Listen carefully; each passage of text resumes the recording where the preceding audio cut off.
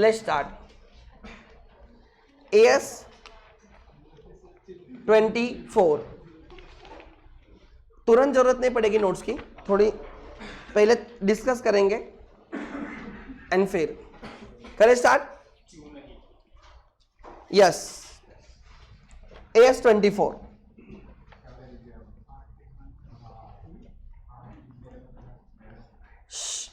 Let's start. Bala, बात नहीं करनी है, ध्यान देना है. यस, AS24. It's A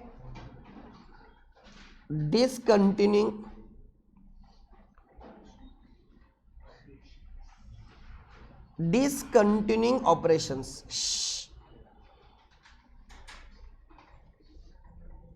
AS24 deals with discontinuing operations. Madam ये समझ लेना, आगे से हम इसको DCO बोलेंगे, discontinuing operation. DCO, ध्यान देना मैं क्या बोल रहा हूं. Everyone here, Bala, we are talking about discontinuing operations. Please. Madam what is the discontinuing operations? ध्यान देना. Discontinuing operations, ध्यान देना. I am talking about operation here means a component of business, component or segment of business. I am talking about component or segment of business. I am not talking about कि हम पूरा business बंद करने वाले नहीं. ध्यान देना. Example इधर देखो, रिलायंस इंडस्ट्रीज लिमिटेड, उनके कौन कौन से सेगमेंट्स है, कौन कौन से कंपोनेंट्स है. रिलायंस इंडस्ट्रीज लिमिटेड के अंडर था ऑयल, बराबर क्या, oil and gas. Jio telecom services, Jio financial services बोल के, फाइनेंशियल सर्विसेज भी उनका एक कंपोनेंट था. एंड रिटेल, ये चार तो है उनके मेजर, बाकी भी अदर्स में रहेंगे, ध्यान देना. सो रिलायंस के सपोज मेजर कंपोनेंट ढूंढा जाए तो एक है तो उनका gas and oil and gas, दूसरा क्या है टेलीकॉम बिजनेस जियो, तीसरा था फाइनेंशियल सर्विसेज, चौथा है रिटेल, एंड पांचवा मीडिया एंटरटेनमेंट वगैरह वो and others. Media entertainment and others, 5 segment मिल गए, 5 कंपोनेंट्स मिल गए.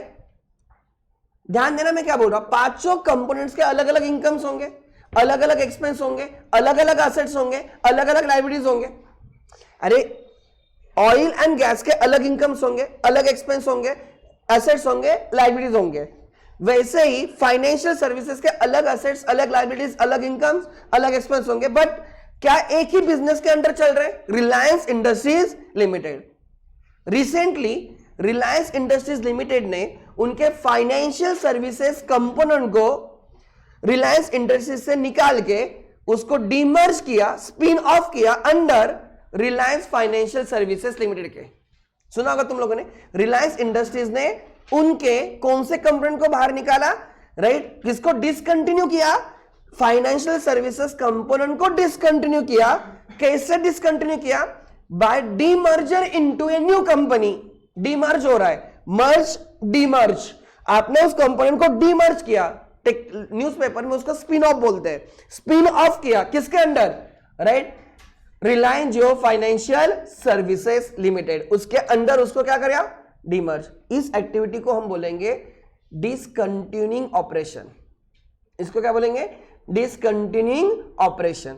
सो वो कंपोनेंट डिसकंटिन्यू हुआ मैडम, उस प्रोसेस को, उस प्रोसेस के टाइम डिसकंटिन्यू होने तक जब तुमने डिसाइड किया, इनिशियली डिसाइड किया कि डिसकंटिन्यू करना है, till it is actually discontinued, इस पीरियड में उस कंपोनेंट को बोला जाएगा डिसकंटिन्यूइंग ऑपरेशन. क्या बोला जाएगा, discontinuing. I am talking about present tense, मतलब उस फेज में वो डिसकंटिन्यू के प्रोसेस में होना चाहिए.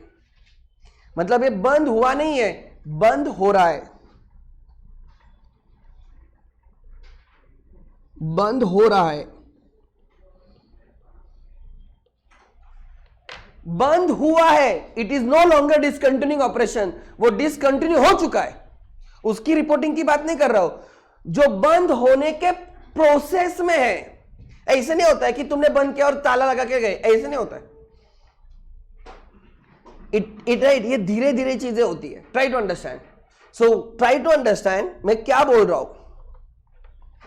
मैं बोल रहा हूं ऐसा कंपोनेंट ऑफ द बिजनेस, ऐसा सेगमेंट ऑफ द बिजनेस जो बिजनेस ने, मैनेजमेंट ने डिसाइड किया है कि हमें इसको डिसकंटिन्यू करना है। उन्होंने डिसाइड किया है, वैसे उन्होंने कमिटमेंट की है। It is very important, commitment होनी जरूरी है। उन्होंने कमिटमेंट की है कि हमें इसको डिसकंटिन्यू करना है, एंड वो डिसकंटिन्यू 1 साल लगेंगे, 2 साल लगेंगे, 3 साल लगेंगे, ऐसे नहीं होता कि तुरंत डिसकंटिन्यू होता है। It takes time.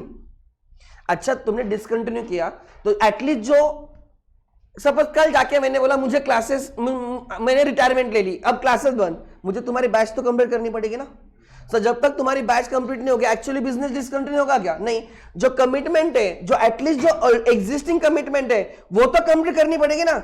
Even if I decide, I commit to right discontinue the operation, but still मैं आज डिसकंटिन्यू नहीं कर सकता। जो मेरे बैचेस चल रहे हैं, I am suppose to complete them and discontinue. उस पीरियड में उस ऑपरेशन को हम क्या बोलेंगे? डिसकंटिन्यूइंग ऑपरेशन बोलेंगे। हाँ, उस केस में मैं पूरा बिजनेस नहीं बंद कर रहा हूं। सपोज मान के चलो मैंने क्या बोला, राइट एग्जांपल, हम बीकॉम को भी सिखाते, मान के चलो हम 11, 12 फाउंडेशन के साथ बीकॉम को भी सिखाते हैं। तो मैंने बोला कि बीकॉम का जो मेरा सेगमेंट है, बीकॉम से जो हमें रेवेन्यू मिलता है, एक हमारा अलग कंपोनेंट है, हम उसको डिसकंटिन्यू करेंगे। हमने कमिटमेंट कर दी कि हमें उसको डिसकंटिन्यू करना है, बट हमने ईयर के बीच में ही कर दिया मान के चलो, तो हम उसको बंद नहीं कर सकते जब तक हम वो बैचेस कंप्लीट ना करें। उस फेज में उस कंपोनेंट को क्या बोला जाएगा? डिसकंटिन्यूइंग ऑपरेशन बोला जाएगा। मे भी ऐसे हो सकता है, मे भी ऐसे हो सकता है कि कोई बच्चों से हमने टीवाई तक की फीस लेके रखी समझने के लिए, इसी ईयर में कोई बच्चे टीवाई में, उनका तो लास्ट ईयर हो रहा है, कोई बैचेस में बच्चे सेकंड ईयर में, उनका ये साल और नेक्स्ट साल बाकी है, और कोई बच्चे फर्स्ट ईयर में, उन्होंने 3 साल के फीस दी, इमेजिन करो। तो एक्चुअली हमारा डिसकंटिन्यू ऑपरेशन कब तक रहेगा? राइट, ये जो फर्स्ट ईयर के बच्चे सेकंड ईयर में जाएंगे, सेकंड ईयर से वो थर्ड ईयर में जाएंगे, तब तक उस बीकॉम कंपोनेंट को हम क्या बोलेंगे? It is discontinuing operation. So ऐसे नहीं होता कि तुमने डिसकंटिन्यू करने का डिसाइड किया और डिसकंटिन्यू हो गया। जो चलो नए बच्चों को तो एडमिशन नहीं देंगे, बट जो बच्चे हमारे साथ कंटिन्यू कर रहे हैं, जब तक उनके हमारी कमिटमेंट कंप्लीट ना हो तब तक हमारा ऑपरेशन तो चालू रहेगा ना। We have committed to discontinue, but वो डिसकंटिन्यू एक दिन में नहीं होगा, वो क्या होगा? धीरे धीरे होगा। अरे दिमाग में आया क्या? सो जब तक वो एक्चुअल में डिसकंटिन्यू होता है तब तक उसको हम क्या बोलेंगे? डिसकंटिन्यूइंग ऑपरेशंस बोलेंगे। अरे समझा नहीं समझा? तो उस केस में मैंने बोला जो बच्चे एफवाई में है उनका टीवाई होने तक 3 साल लगेंगे, वो 3 साल तक हमारा बिजनेस ऑपरेट, उस कंपोनेंट को हम कौन सा कंपोनेंट बोलेंगे? डिसकंटिन्यूइंग कंपोनेंट बोलेंगे। अरे दिमाग में गया क्या? सो व्हाट इज द हाँ, चौथे साल में वो क्या हो गया? तो उसका अलग से डिस्क्लोजर की तो जरूरत है क्या? नहीं। 3 साल हमें उसको क्या करना पड़ेगा? जब से हमने उसको कमिट किया कि डिसकंटिन्यू करना है, ध्यान देना, हमने कमिट किया कि हमें उसको क्या करना है? डिसकंटिन्यू करना है, तब से वो एक्चुअल में डिसकंटिन्यू होता है। तब तक उस डिसकंटिन्यू जिस ईयर में हो ना, उस ईयर में भी उसका डिस्क्लोजर आएगा, उसके बाद के ईयर में उसका डिस्क्लोजर नहीं आएगा। Are you getting my point? Sir इसका डिस्क्लोजर क्यों करना है? ध्यान देना, BCom can be one of the major segment for us, major component for us, जो हमारे क्लासेस को एक अच्छा रेवेन्यू देता है।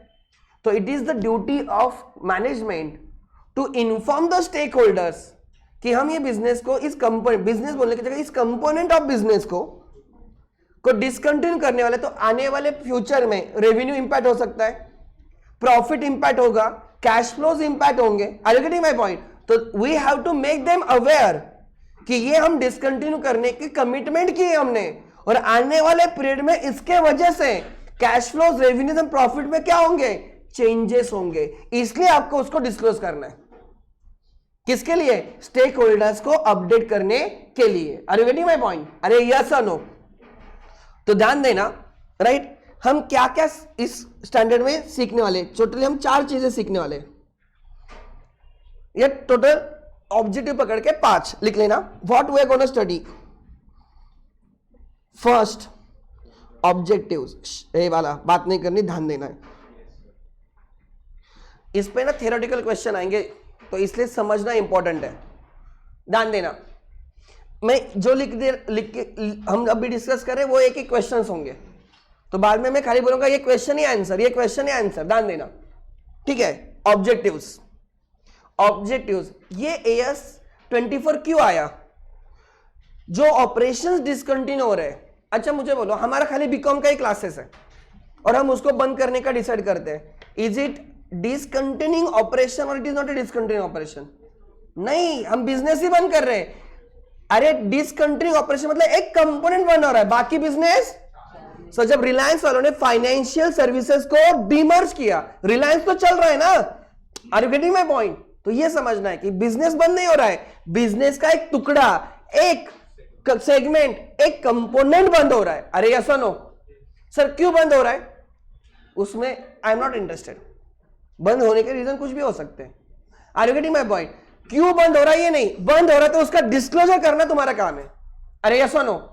तो लिखो, चलो फर्स्ट पॉइंट होगा ऑब्जेक्टिव्स, फर्स्ट पॉइंट होगा ऑब्जेक्टिव्स। देन सेकंड पॉइंट जो हम डिस्कस करने वाले हैं, मीनिंग ऑफ DCO। इसमें हमारा सबसे ज्यादा टाइम जाएगा। मीनिंग ऑफ DCO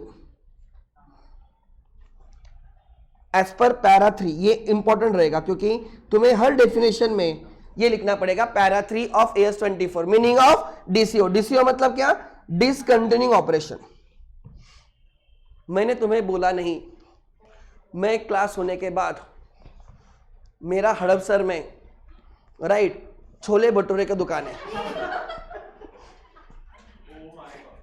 ठीक है। हर्षल किधर है? ए वड़ा पाव वाले, ध्यान दे, ठीक है ध्यान दे।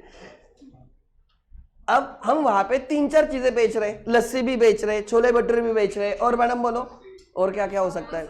समोसे भी बेच रहे हैं और कचौरी भी बेच रहे हैं, ठीक है। इमेजिन करो ये कंपोनेंट हो गए। अरे भाई तू खाने का मत सोच इधर।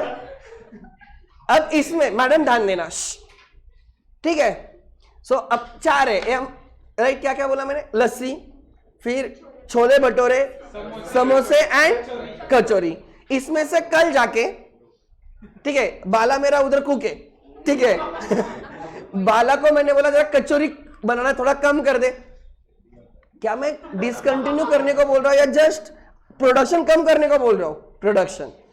देखो आउटपुट कम करने को हम डिसकंटिन्यू नहीं बोलेंगे। Are you getting my point? Example Mahindra वाले बोलते हैं उनकी एक आधी एसयू है, उसका प्रोडक्शन उनको कम करना है, आउटपुट कम करना है, लेवल कम करनी, डज नॉट मीन डिसकंटिन्यू। हाँ उन्होंने एक I don't know, suppose Thar उन्होंने बंद ही कर दी, ऐसे वो करेंगे नहीं, ठीक है। उन्होंने थार का प्रोडक्शन ही बंद कर दिया। जैसे एग्जांपल मैं बोलता हूं, मारुति ने diesel variant of I think Swift का बंद किया है, सबका बंद कर दिया उन्होंने। क्या? किसका? डीजल का? क्या हुंडई ने डीजल के जितने भी मॉडल्स हैं सब बंद कर दिए। It will be A discontinuing operation, क्योंकि उनका पूरा मॉडल उन्होंने क्या कर दिया? बंद कर दिया। सो एप्पल भी क्या करता है? पुराने मोबाइल्स को वो क्या करता है? उनके जो वर्जन्स होते हैं उसको डिसकंटिन्यू करता है। That can be classified as what? Discontinue operation if para 3 के रिक्वायरमेंट सेटिस्फाई होते तो। 3 रिक्वायरमेंट से तीनों के तीनों सेटिस्फाई होने चाहिए। Second, objectives, meaning of DCO। इसलिए जब तुम मुझे पूछोगे सर आपने राइट छोले भटूरे का बिजनेस का एक कचौरी का सेगमेंट बंद किया, क्या वो DCO है या नहीं है? डिपेंड्स। पैरा 3 के 3 कंडीशन सेटिस्फाई होने चाहिए। नेक्स्ट, KFC ने एक आधी ब्रांच बंद कर दी। KFC की एक आधी ब्रांच बोलो किधर है? HGS मॉल में, उन्होंने वो बंद कर दी। Will it be treated as discontinue operation? Answer is in para 3। Para 3 पढ़ने पे पता चलेगा कि will it amount to discontinuing operation और नो। नेक्स्ट, आगे जो नेक्स्ट सीखने वाले हम, इनिशियल क्या कुछ भी, डिस्क्लोजर, अब स्पेलिंग भूल गया मैं तुरंत। Disclosure events, initial disclosure events. Then मतलब हम कब मानेंगे कि एक्चुअल में डिसकंटिन्यू होना स्टार्ट हो गया? इनिशियल डिस्क्लोजर इवेंट हम कब मानेंगे कि डिसकंटिन्यू होना स्टार्ट हो गया? तब से हमें उसको क्या करना होगा? सेपरेट डिस्क्लोजर करना पड़ेगा। स्पेशल सिचुएशंस वाला बात नहीं करनी है। Special situations which are not DCO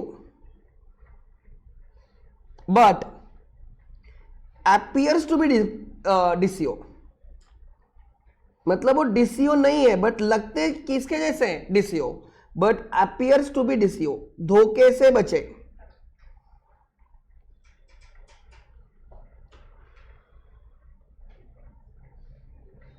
धोखे से बचे। ये लगेंगे तुम्हें डीसीओ है।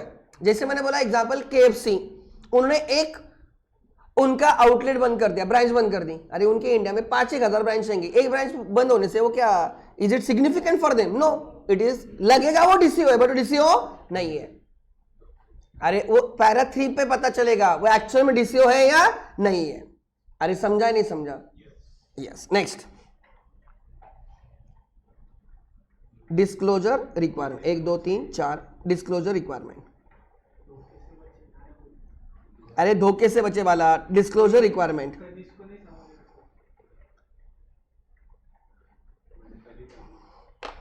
तनीश, अगर तुझे कोई स्माइल करते हैं लड़की तो धोखे से बचना, ठीक है? वो आईपैड लेके भाग जाएगी, ठीक है?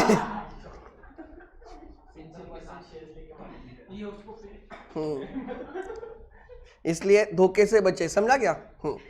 आगे अरे ध्यान देना, फर्स्ट पॉइंट लिखो। सबसे पहले देखते हैं ऑब्जेक्टिव्स, आएंगे उस पे वाला फिर से।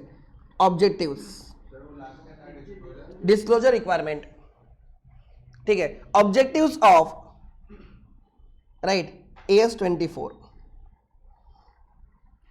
AS24 क्यों लाया?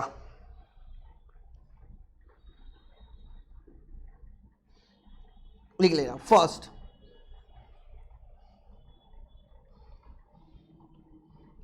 AS24 मैंने पहले ही बोला कि जब कोई बिजनेस का कंपोनेंट ऑपरेशन डिसकंटिन्यू होगा तो it's a responsibility of the management to update, to inform your stakeholders about it, because it will change your future cash flows, your revenues, right, profits, उनको पता होना चाहिए। सो उनको बोलना है तो आप उनको जाके बोलो हम बिजनेस एक कंपनी डिस्क्लोज कर रहे हैं, आ गए रिटर्न। ऐसे नहीं है ना, you should give them detail information. तो क्या उनको बोलना चाहिए, उसमें क्या क्या डिस्क्लोज करना चाहिए, ये भी चीजें खाली हाँ राइट गिव लाइक एक हमारे इधर एक सीए थे, तो मैं बोल रहा हूँ, नाम नहीं लेना चाहिए, एक सीए थे, वो विकास पता है ना, स्टूडेंट एसोसिएशन वगैरह होता है, उसमें बहुत एक्टिव थे वो। आज नहीं है, इतने पहले थे जब मैं स्टूडेंट था। तो हम लोग जो विकासा में पार्टिसिपेट करते थे, उनको बोला गया एक बार कि सर आप वोट्स ऑफ थैंक दे के आ जाओ। तो वो उधर गए, बोले I am here to express votes of thank you, गए। ये रियलिटी है, ध्यान देना मैडम। ऐसे नहीं कि तुम खाली लोगों को बोल रहे हो कि हम कोई कंपोनेंट डिसकंटिन्यू कर रहे हो, तो सामने वाले 10 क्वेश्चन पूछेंगे, क्यों डिसकंटिन्यू कर रहे हो, क्या डिसकंटिन्यू कर रहे हो, उसकी वजह से रेवेन्यू पे क्या इंपैक्ट आएगा, प्रॉफिट पे क्या इंपैक्ट आएगा, कैश फ्लो पे क्या इंपैक्ट आएगा, हम डिसकंटिन्यू कैसे कर रहे हैं, पीसमिल में कर रहे, धीरे धीरे डिसकंटिन्यू कर रहे, या वन शॉट में सेल कर रहे, क्या फिर हम डीमर्ज कर रहे, स्पिन ऑफ कर रहे, या खाली ताला लगा रहे, किसी को बेच नहीं रहे, खाली ताला लगा। ये क्वेश्चंस आएंगे ना सामने वालों के। अरे समझ में आ रहा है? जब आप आपके स्टेक होल्डर्स को, आपके शेयर होल्डर्स को आप इंफॉर्म करोगे कि हम कोई कंपोनेंट बंद कर रहे हैं, तो उनके 10 क्वेश्चंस आएंगे, तो उन 10 क्वेश्चंस को तुम्हें रेडी रखना है, उनके आंसर्स। अगर तुम पहले उनको वो बोलोगे तो वो क्वेश्चन नहीं पूछेंगे। तो this standard talks about right कि तुमने क्या क्या इंफॉर्मेशन उनको देनी चाहिए। Are you getting my point? तो लिख, to make right, principles of reporting, principles of reporting of DCO in financial statements.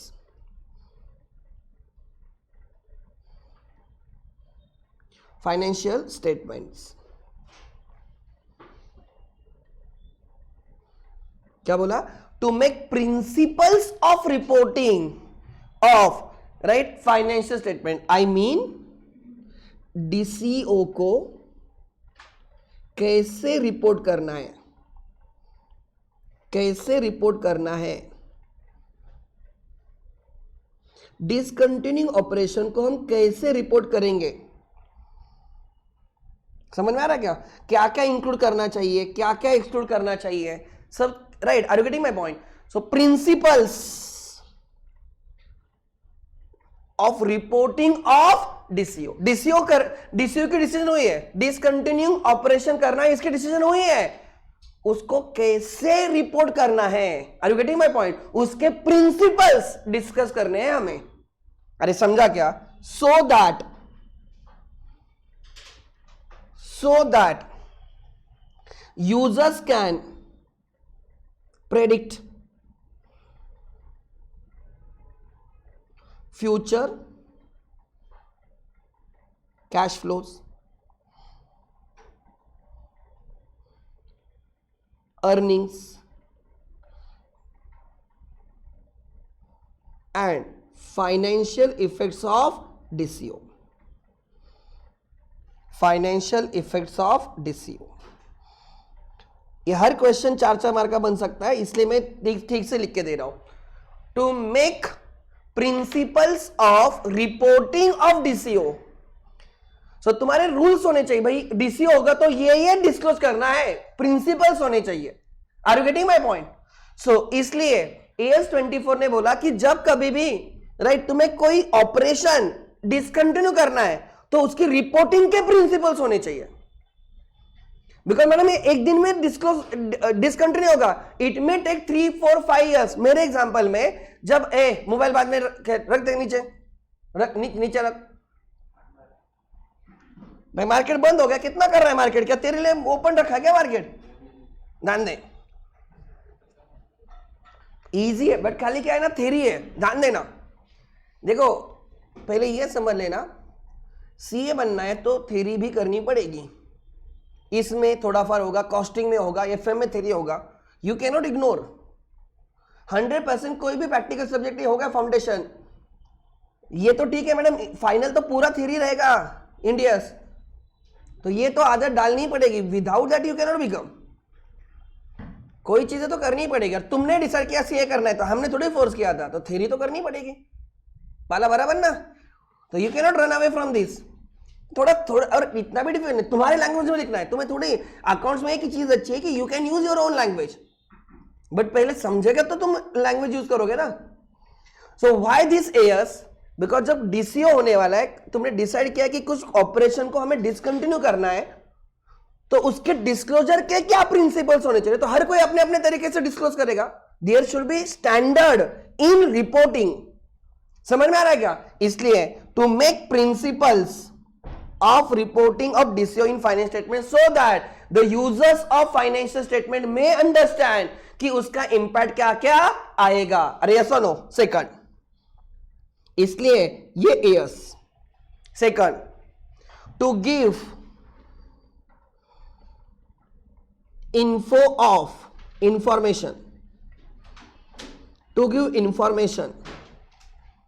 of DCO to users। दो ऑब्जेक्टिव्स मैंने बोले,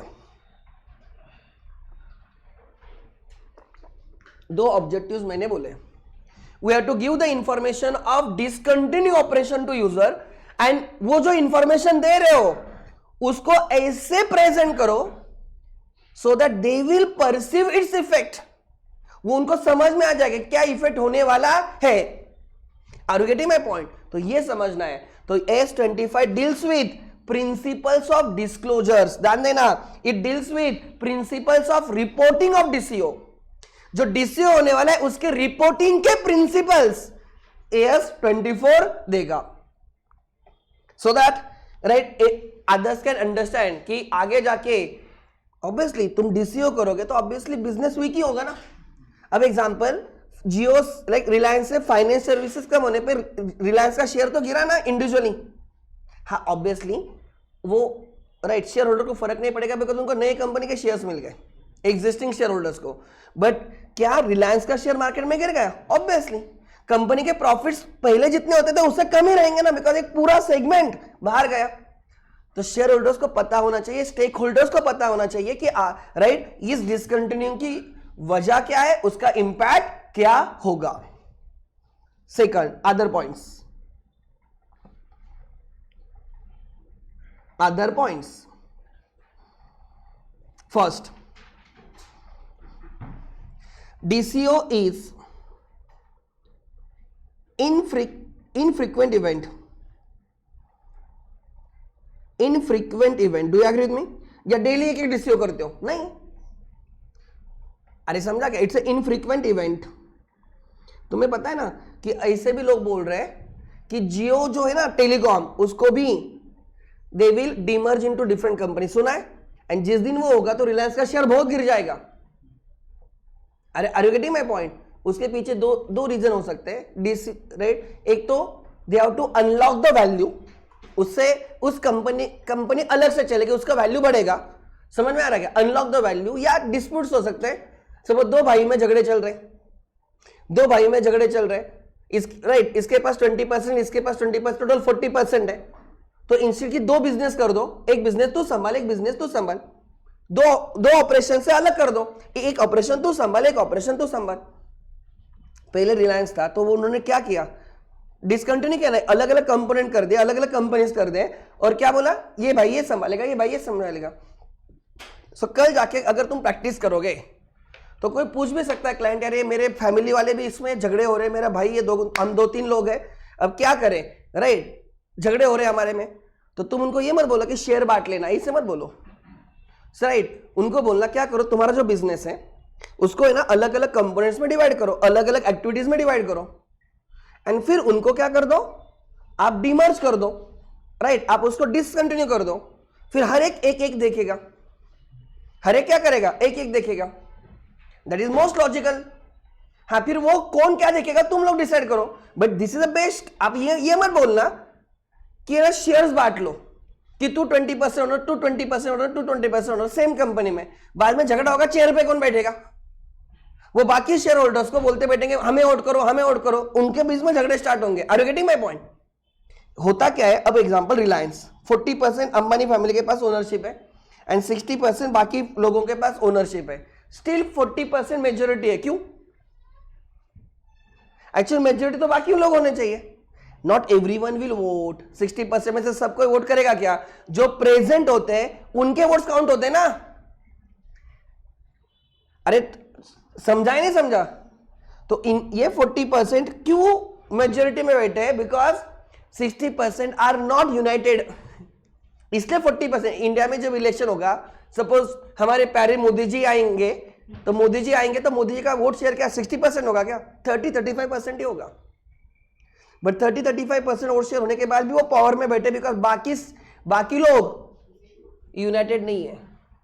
अगर वो यूनाइटेड हो गए तो ये पावर में कैसे आएंगे? तो वही हो रहा है। अब ध्यान देना, ये दोनों भाई में झगड़े हो रहे, अनिल अंबानी एंड मुकेश अंबानी। अरे ऐसा no, are you getting my point?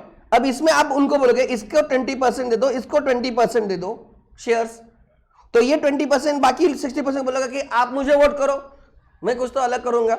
ये 20% वाला बोलेगा तुम मुझे वोट करो। ऐसे भी हो सकता है इनके झगड़े में कोई तीसरा ही चेयर पे बैठे, ये भी हो सकता है। So this is not logical कि आप उस केस में शेयर स्प्लिट कर दो कि 20% 20%, ये मत करो। आप क्या कर दो, राइट, कंपनी को बांट दो ना, कंपनी को दो इसमें ये कर दो, एक operation A and operation B, component A component B. तो जब आप ऐसे करोगे, कंपनी को डीमर्ज करोगे, तो इसमें भी ये दोनों के पास 40% रहेगा, इसके पास, बाकी लोगों के पास 60। आप नई कंपनी के इनको शेयर दोगे, इनके पास 40 रहेंगे, इनके पास 60 रहेंगे।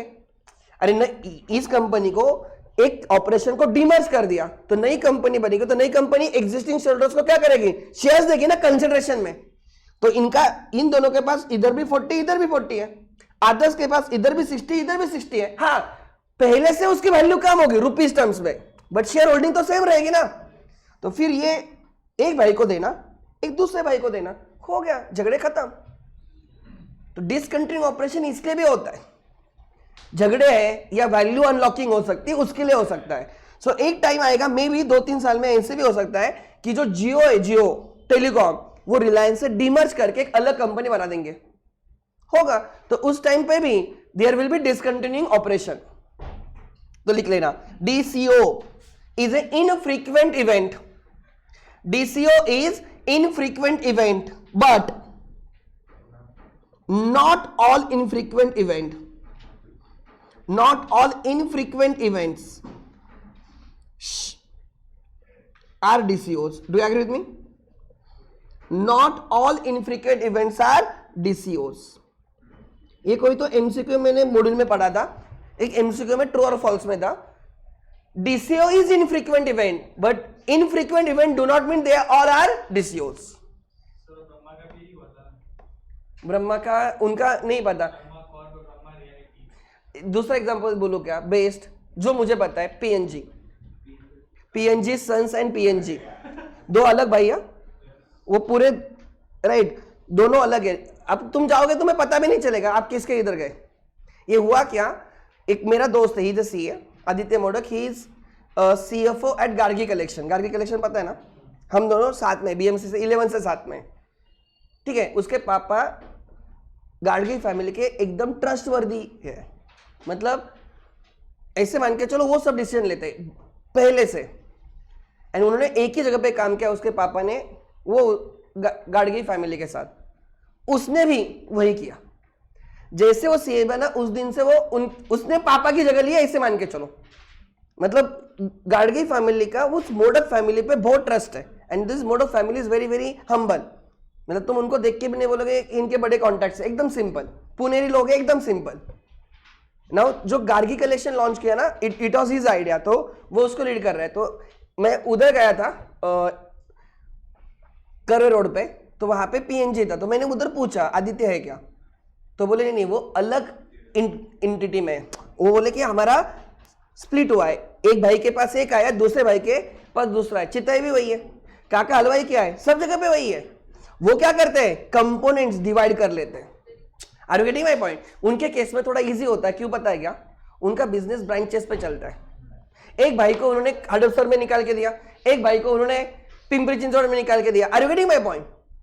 ये पॉसिबल है, बट बिजनेस मान के चलो राइट। रिलायंस जैसे केसेस में थोड़ा झंझट ज्यादा होता है, क्योंकि एक ही जगह से सब ऑपरेट होता है, तो उस केस में कैसे करोगे? Are you getting my point? तो वो भी सोचने वाली बात है। सो मैंने एग्जांपल दिया, PNG के केस में वैसे हुआ, पहले एक ही बिजनेस था, फिर उन्होंने ना डिवाइड कर लिया, ये भाई ये देखेगा, ये भाई ये देखेगा। Are you getting my point? वैसे DCO is infrequent event, but not all infrequent events, ध्यान देना, आर DCOs। ये सर इनिशियल डिस्क्लोजर इवेंट के नीचे क्या लिखा है, मैंने बोला है IDE, उसका IDE initial disclosure event, okay. Then ITC discontinue, yes, अरे बराबर है Kartik, ITC is discontinuing its hotels, hotel business उन्होंने डिसकंटिन्यू किया। वो एक्चुअल में डिसकंटिन्यूइंग इवेंट है या नहीं है, it will be decided by home, para 3। अगर वो मेजर है, सब्सटेंशियल रेवेन्यू वाला है, सेपरेट सेगमेंट बनता है AS17 के अंडर, अगर हम सेगमेंट रिपोर्टिंग करते हैं AS17 के अंडर, वो अलग सेगमेंट बनता है। मतलब AS हमें पैरा 3 के रूल्स लगाने होंगे, अगर वो उसमें बैठता है तो वो अलग कंपोनेंट है, अलग सेगमेंट है, एंड उसका डिसकंटिन्यूएशन हो रहा है, तो हमें उसका रिपोर्टिंग करना पड़ेगा। ITC, उसने बराबर एग्जांपल दिया, ITC होटल्स को क्या कर रहा है, डिसकंटिन्यू कर रहा है, वो किसी को बेच रहा है या किसी अलग एंटिटी को बेच रहा है। Are you getting my point? Yes. आ जाओ, मुझे जितना पता था, Maruti has stopped diesel production, right. उन्होंने डीजल जो कार जो डीजल यूज करते थे, डीजल वेरिएंट बंद किए, जितना मुझे पता है। तूने किसका एग्जांपल दिया, हुंडई, राइट। वो क्यों बंद किया, क्या लॉजिक है, मुझे नहीं पता। हाँ अच्छा ठीक है, इसकी वजह से सो दे आर डिसकंटिन्यूइंग। क्या एक मेजर प्रोडक्ट जो उनके लिए मेजर रेवेन्यू जनरेटिंग था, क्या वो बंद हो रहा है? तो it will qualify as discontinuing operations under para 3। वो कंडीशन देख लेंगे। सो फर्स्ट पॉइंट क्या देखा मैंने? DCO is a infrequent event but all infrequent events are not DCO। Second, ए बाला ध्यान दे, AS24 doesn't gives principles। AS24 right, देखो वो बोल रहा है सर वो अपना खुद का होटल कंपनी बना रहे हैं। मैंने बोला डिसकंटिन्यूएशन कैसे भी हो सकता है, there are various ways right. आप डीमर्ज करके भी डिसकंटिन्यू कर सकते हो, आप बिजनेस किसी और को बेच के डिसकंटिन्यू कर सकते हो, आप ताला लगा के भी बिजनेस डिसकंटिन्यू कर सकते हो। ताला लगाया मतलब किसको बेचा नहीं, कुछ नहीं, खाली बंद कर दिया, ठीक है। AS24 doesn't gives principles on recognition and measurement, doesn't gives recognition and measurement principles on recognition measurement of DCO in financial statements। मतलब जो बिजनेस या जो कंपोनेंट डिसकंटिन्यू हो रहा है उसके इनकम्स, उसके एक्सपेंस, उसके असेट, उसके लायबिलिटीज के रिकॉग्निशन मेजरमेंट के बारे में वो नहीं बोलता। उसके लिए अलग अकाउंटिंग स्टैंडर्ड है। पीपीई के लिए AS10 होगा, रेवेन्यू के लिए AS9 होगा। Are you getting my point? So AS24 ये नहीं बोलता है कि जो बिजनेस डिसकंटिन्यू हो रहा है उसकी इनकम कितनी दिखानी है, उसका एक्सपेंस कितने दिखाने हैं, उसके एसेट कितने दिखाने हैं, उसके लायबिलिटी, ये नहीं बोलता वो। उसका वैल्यूएशन के बारे में नहीं बोलता, उसके लिए तो अलग अकाउंटिंग स्टैंडर्ड है। खाली बोलता है कि हमें उसको अलग से डिस्क्लोज करना है, कितने पे डिस्क्लोज करना है, उसके लिए अलग अलग अकाउंटिंग स्टैंडर्ड है।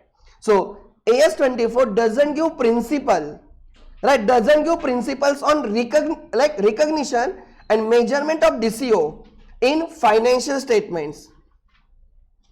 They are dealt in by other accounting standards, other accounting standards, that is right, DCO के असेट्स की क्या वैल्यू होनी चाहिए, कितने पे वैल्यू करना है, लायबिलिटीज को कितने पे वैल्यू करना है, इनकम्स को कितने पे वैल्यू करना है, एक्सपेंसेस को कितने पे वैल्यू करना है, ये वो बात नहीं करेगा, राइट।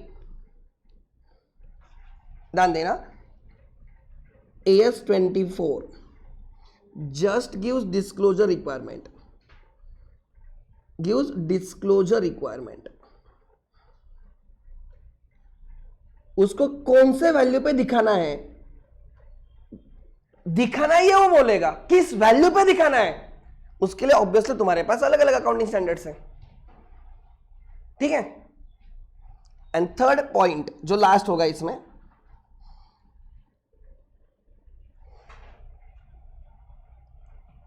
ध्यान देना,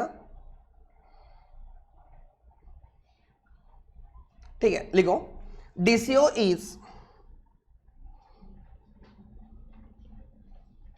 फॉर कंपोनेंट ऑफ बिजनेस। हम बिजनेस को नहीं डिसकंटिन्यू कर रहे हैं, बिजनेस के एक टुकड़े को डिसकंटिन्यू कर रहे हैं, ये समझ लेना, बट वो टुकड़ा सब्सटेंशियल है। अरे समझा, कंपोनेंट को डिसकंटिन्यू कर रहे हैं, जो पैराग्राफ 3 के अंडर वो सब्सटेंशियल है, ट्राई टू अंडरस्टैंड, ठीक है। So DCO is a component of entity,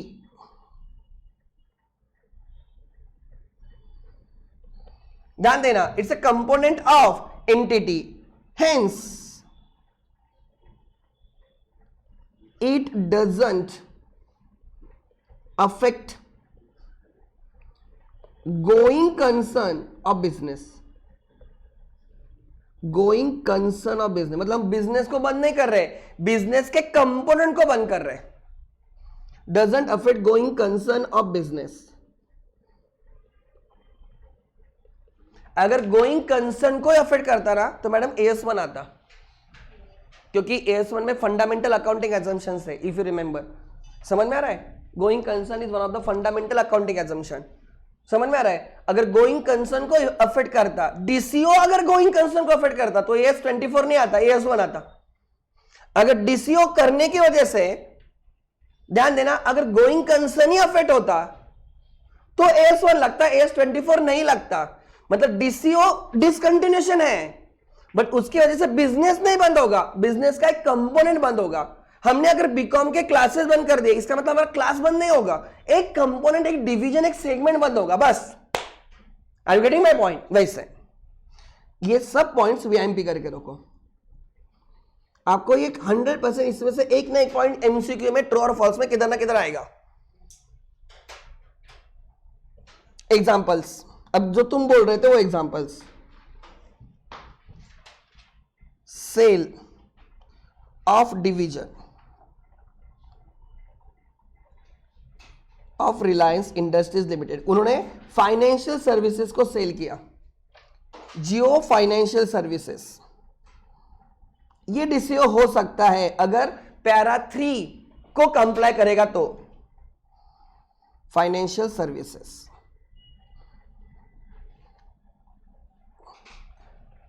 cell of hotel, ये जो कार्तिक ने दिया वो, सेल ऑफ होटल्स और डिवीजन ऑफ होटल्स, आईटीसी कर रहा है।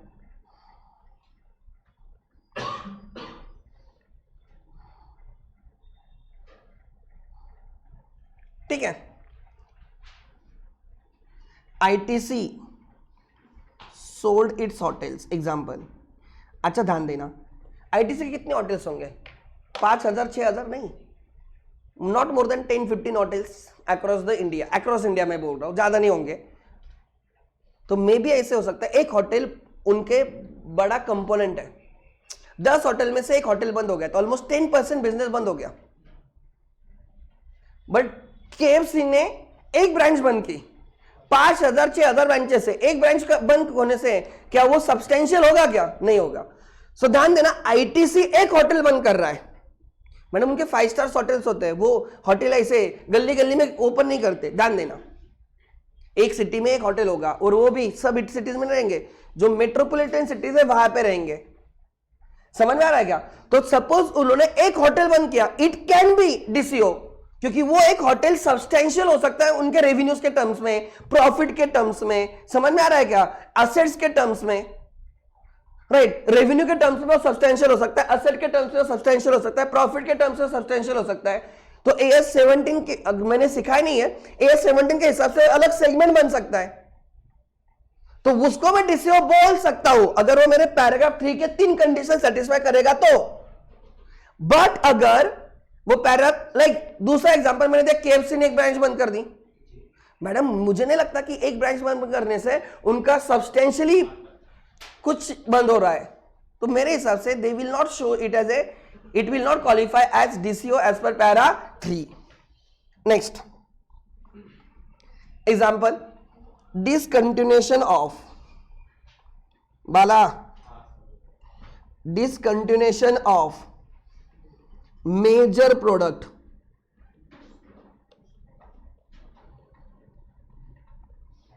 डिसकंटिन्यूएशन ऑफ मेजर प्रोडक्ट और सर्विस, मेजर प्रोडक्ट और सर्विस। ए तूने कौन सा एग्जांपल दिया? हुंडई,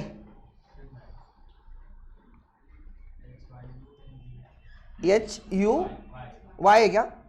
मारुति इजी था यार, हाँ। इसलिए मारुति की गाड़ी लेते लोग, टेंशन ही नहीं, जिसको व्हाट्सएप करना होगा तो भी इजीली कर सकते, ठीक है, राइट। मारुति डिसकंटिन्यूड, भाई ध्यान दे, अगर सपोज रिलायंस MI डिसकंटिन्यू करता है तो it will be discontinue operation, but वो नहीं करेंगे obviously. Maruti discontinued diesel vehicles, अरे ऐसा नो,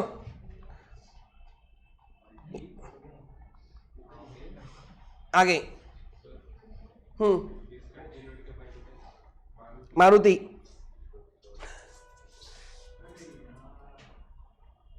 आगे एग्जाम्पल दे रहा हूं, हाँ कर दो तुम, तो मेरे पास नहीं है। देखिए बाला दे, क्यों रे परेशान कर रहे हो उनको, ध्यान देना। अरे ऐसा नो, तो सिंपल समझ लेना मैडम, हम बिजनेस को बंद नहीं कर रहे, हम किसको बंद कर रहे हैं, हम बंद कर रहे हैं मैडम, ध्यान देना, हम एक कंपोनेंट को बंद कर रहे हैं जो पैरा 3 के हिसाब से कंपोनेंट बोल के क्वालिफाई होता है। Are you getting my point? Yes madam, example लिख लेना। Suppose this is your period, first year, second year, third year, fourth year, यानी 5th ईयर है।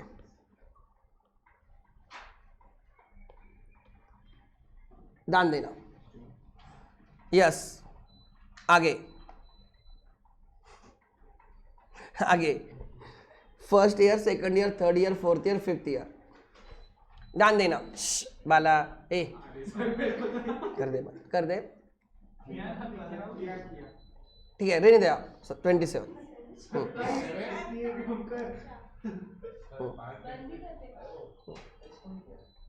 चलो madam, in this year it is decided to discontinue,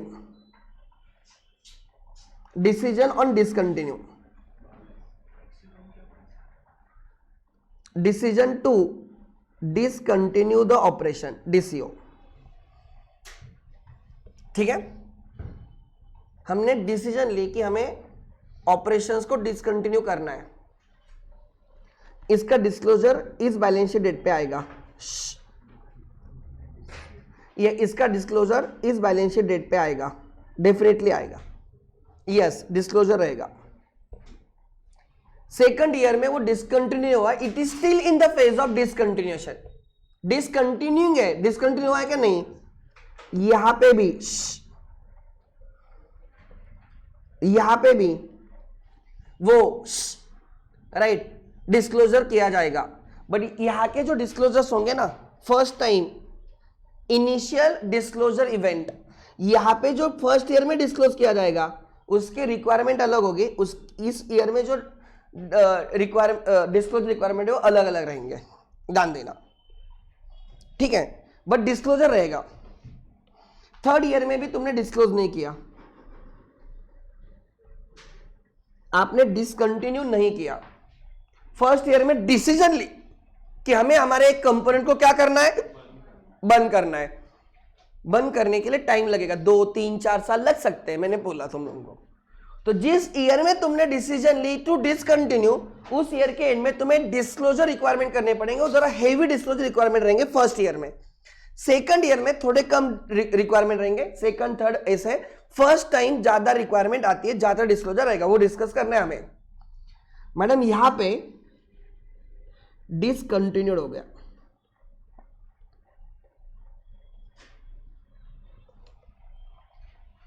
madam even in the year of जिस year में वो discontinue हुआ है, क्या इस पीरियड में इट वॉज डिसकंटिन्यूइंग, तो भी डिस्क्लोजर आएगा। क्यों? बिकॉज जिस ईयर में डिसकंटिन्यूड हुआ उस ईयर में इट वॉज डिसकंटिन्यूइंग ऑपरेशन। मैंने पहले बोला बंद हो रहा है, अगर उस पीरियड में वो बंद हो रहा था, उस ईयर में वो कभी ना कभी बंद हो रहा था, कंटिन्यू एक्टिविटी, ध्यान देना, तो उसका डिस्क्लोजर आएगा। ठीक है, तो यहां पे मुझे डिस्क्लोजर करना पड़ेगा।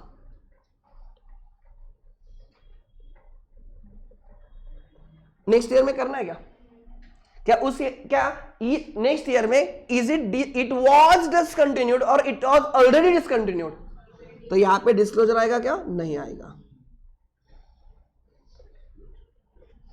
मतलब ध्यान देना, इस पीरियड में इट वॉज डिसकंटिन्यूइंग, ये पूरे साल में वो डिसकंटिन्यूइंग था, लाइक दैट। अरे समझा क्या?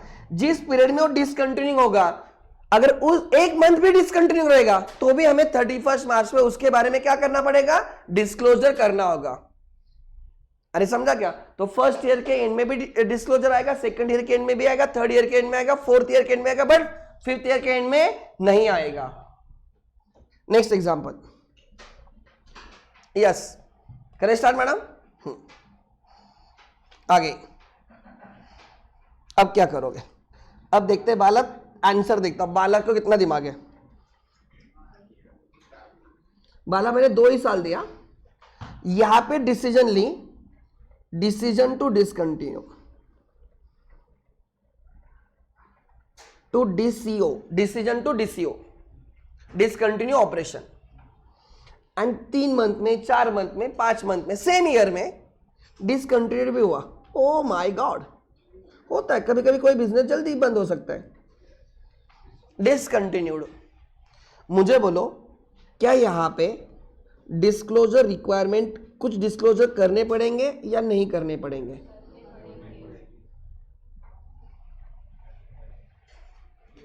मैडम करने पड़ेंगे. मैडम सेम ईयर में डिसकंटिन्यू का डिसीजन हुआ, सेम ईयर में. मैडम यहां पे अलग है और यहां पे अलग है. यहां पे तुमने फर्स्ट ईयर में डिसकंटिन्यू करने का डिसीजन लिया, इस ईयर में डिसकंटिन्यू हो ही रहा था, इस ईयर में डिसकंटिन्यू हो ही रहा था, और इस ईयर में डिसकंटिन्यूड हुआ. यहां पे कुछ अलग है मैडम. सेम ईयर में डिसकंटिन्यू का डिसीजन हुआ, सेम ईयर में डिसकंटिन्यू हो गया, तो क्या डिस्क्लोजर करना चाहिए या नहीं करना चाहिए? करना चाहिए. यस. क्यों? Because madam it was in the process of discontinuation, discontinuing operation. Next year में करना है क्या? No. Even if that operation was discontinuing for 1 day, you have to disclose it separately. एक दिन तो ऑब्वियसली टाइम लगता है मैडम, मैंने एग्जांपल दिया है. समझा क्या? तो डिस्क्लोजर समझ में आ रहा है? अगर उस पीरियड में, उस अकाउंटिंग ईयर में कुछ दिनों के लिए भी अगर वो सेगमेंट, वो ऑपरेशन, वो टुकड़ा बिजनेस का अगर डिसकंटिन्यूइंग में है, तो उसको हमें 31 मार्च पे क्या करना है? डिस्क्लोज करना है. समझ में आ रहा है? अरे यस नो. यहां तक किसी को डाउट है तो बोलो. बाला यहां तक किसी को डाउट है? ऑनलाइन वाले मेरे साथ हो क्या? बोलो यहां तक. एवरीवन. अच्छा मुझे बोलो AS24 ये डिस्क्लोज करने के लिए बोलेगा asset, liability, income, expense of discontinue operation. उसके वैल्यूएशन के बारे में बोलेगा, खाली डिस्क्लोजर के बारे में बोलेगा? उसके मेजरमेंट के बारे में बोलेगा क्या? नहीं. वो बोलेगा जैसे तुम असेट हमेशा वैल्यू करते हो वैसे करो, इनकम जैसे वैल्यू करते हो वैसे करो. हाँ, मैं उसमें इंटरफेयर करूंगा क्या? नहीं. मैं खाली बोलूंगा how to disclose, how to disclose. Yes और नो? तो ये मेरा फर्स्ट पॉइंट हो गया. Objective is my first point. अब हम सेकंड पॉइंट लेते हैं मैडम, बी, जिसको हम बोलेंगे मीनिंग ऑफ डीसीओ. ये मेरा सबसे इंपॉर्टेंट होगा और तुम्हें हर आंसर में लिखना होगा ये मीनिंग ऑफ डीसीओ. पैरा 3. तो ये पैरा नंबर याद रखना, para 3, para 3. Yes, para number 3. बाला ध्यान देना है. Everyone here. 15 से 20 मिनट का डिस्कशन होगा. 3 कंडीशन है, अच्छे से समझ रहा है. When all the 3 conditions are satisfied. मैंने एनी लिखा या ऑल लिखा है? तो तीनों कंडीशन सेटिस्फाई होने मैंडेटरी है, तो ही उस ऑपरेशन को हम क्या बोलेंगे? डिसकंटिन्यूइंग ऑपरेशन बोलेंगे. तीनों कंडीशन, ऑल द 3, तीनों के तीनों. When all the 3 conditions are satisfied, then it's DCO. Then it's DCO. First condition. ध्यान देना, वर्डिंग समझ लेना, ठीक है? थोड़ा थोड़ा वर्डिंग वैसे मैच होना चाहिए. DCO is a component of enterprise. DCO is a component of enterprise. जो बंद हो रहा है वो बिजनेस का एक कंपोनेंट है, is a enterprise. That pursuant to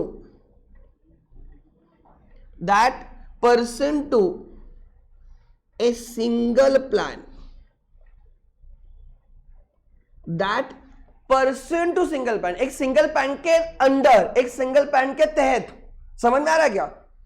DCO is a component of enterprise that, right, pursuant to a single plan, एक प्लान होना चाहिए, 10 प्लान नहीं होने चाहिए, एक प्लान होना चाहिए, 10 प्लान नहीं, समझ में आ रहा है क्या? A single plan, right, is being disposed of,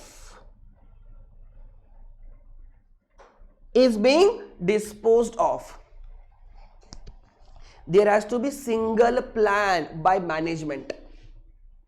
समझ, 10-12 प्लान का काम नहीं मैडम, कितने प्लान होना चाहिए? एक। समझ, इसमें प्लान बी और प्लान सी, बिजनेस बंद करना, उसमें प्लान बी प्लान सी नहीं होता है, सिंगल प्लान। अरे गोटे माय पॉइंट, तो लिख लेना फर्स्ट पॉइंट इसमें, component of enterprise, component of enterprise, समझ लेना, ये डेफिनेशन इंपॉर्टेंट है हमारे लिए, भाई ध्यान दे। कंपोनेंट ऑफ इंटरप्राइज मींस, मैंने क्या बोला? Right, DCO is component of enterprise. Madam इधर ध्यान दो, ठीक है? Yes, DCO is component of enterprise, right, that pursuant to a single plan is being disposed of, एक ऐसा कंपोनेंट है जो सिंगल प्लान के अंदर डिस्पोज ऑफ किया जा रहा है। DCO एक ऐसा बिजनेस का कंपोनेंट है जो एक सिंगल प्लान के अंदर क्या किया जा रहा है? डिस्पोज ऑफ किया जा रहा है। तो कंपोनेंट ऑफ इंटरप्राइज मींस, अब किसको बोलेंगे component? Component of business enterprise means part of the entity, part of the entity,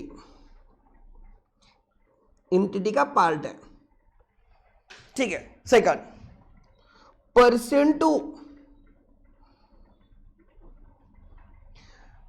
to single plan means,